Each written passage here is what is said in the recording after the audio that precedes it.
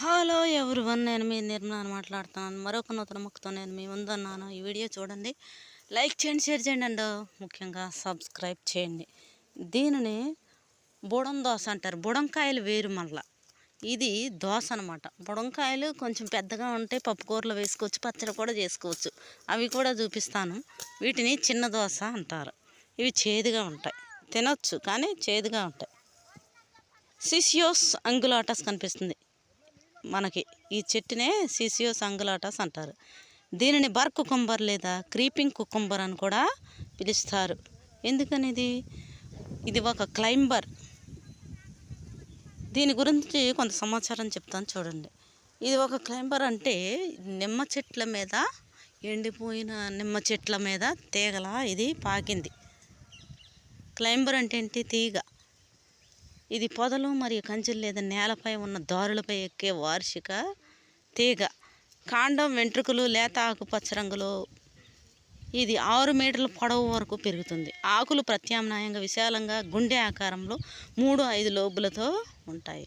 దీనికి వేరు మగ ఆడ పువ్వులు ఉంటాయి. ఈ పండు చిన్నగా ఆకుపచ్చగా ముళ్ళుగా ఉండి తరువాత గోధుమ రంగులోకి మారుతుంది. ఇది ఉత్తర అమెరికాకు చెందింది, కానీ వేరే చోట సాగు చేయబడింది.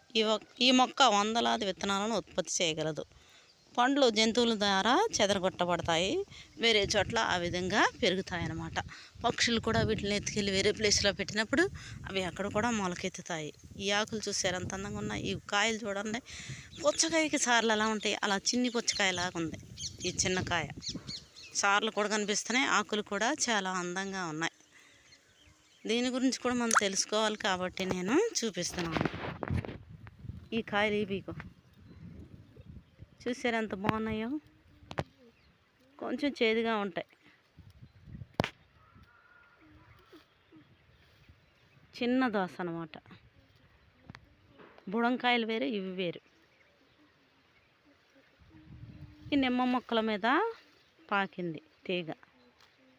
నిమ్మ తోటలో నాకు కనిపించింది అనమాట. ఈ వీడియో మీకు నచ్చినట్లయితే ముఖ్యంగా సబ్స్క్రైబ్ చేయండి, షేర్ చేయండి, లైక్ చేయండి. చూసారా తీగ ఎలా ఉందో, ఆకులు ఎలా ఉన్నాయి, ఆకుపచ్చగా ఉన్నాయి. తీగ కొంచెం తెంపి మీకోసం చూపిస్తున్నాను. కాయలు చాలా బాగున్నాయి. అచ్చన గిల్లల్లాగా ఆడుకోవచ్చు అనిపిస్తుంది. చిన్న కాయలు మనం తినాలన్నా తినడానికి కొంచెం చేదుగా ఉన్నాయి. పైన కొంచెం పుచ్చకాయ